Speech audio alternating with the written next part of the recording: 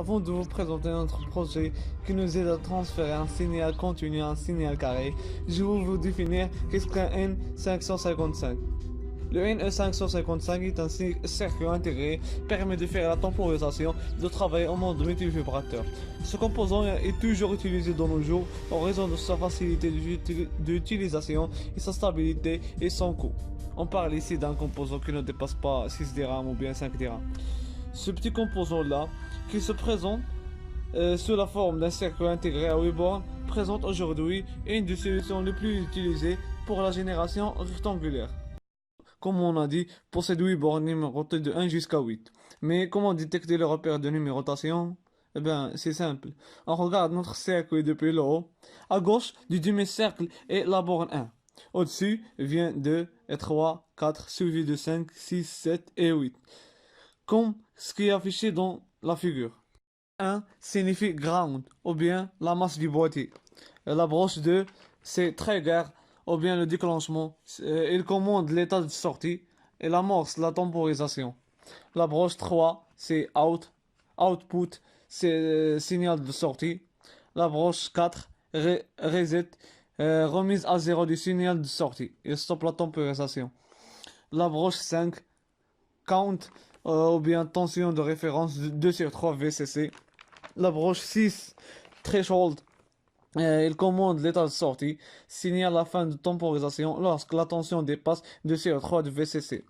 La broche 7, dish, ou bien décharge, c'est une borne à décharger le condensateur, décharge le condensateur de temporisation.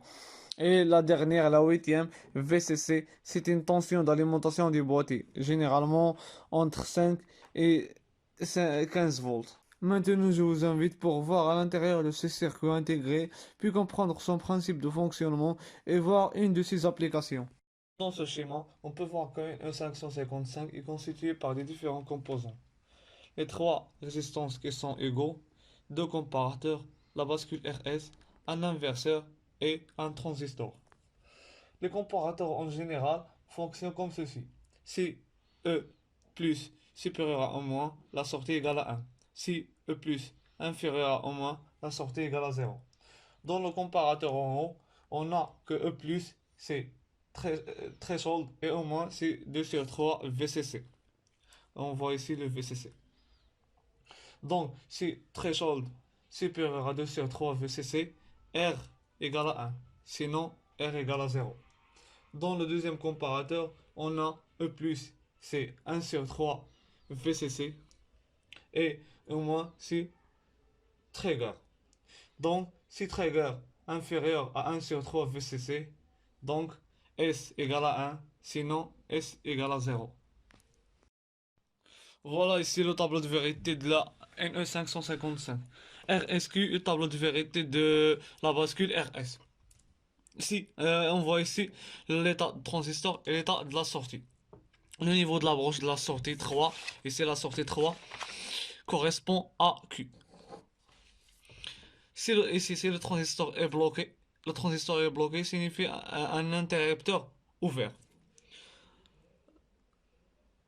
On voit ici Q peut prendre l'état précédent, Q bar, l'état inchangé précédent, inchangé ont la même définition, peut prendre l'état précédent. On a terminé le tableau de vérité de NE555.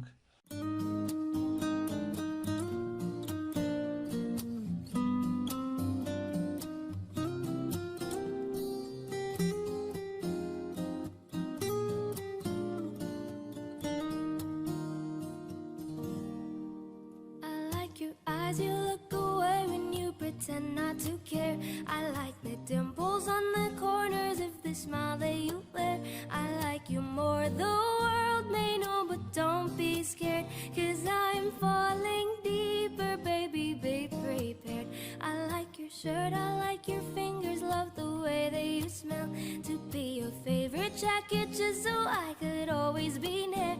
I loved you for so long, sometimes it's hard to bear, but after all this time, I hope you wait and say, love you every minute that we second, love you everywhere in any moment, always and forever. I know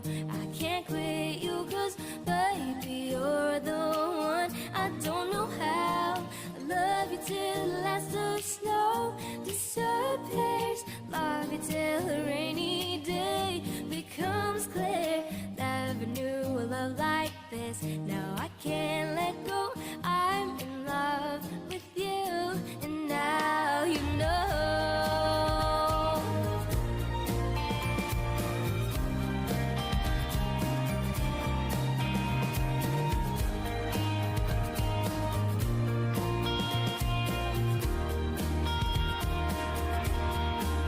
I like the way you try so hard when you 155 admet beaucoup des applications qui ont des montages très simples. Par exemple, le montage en horloge.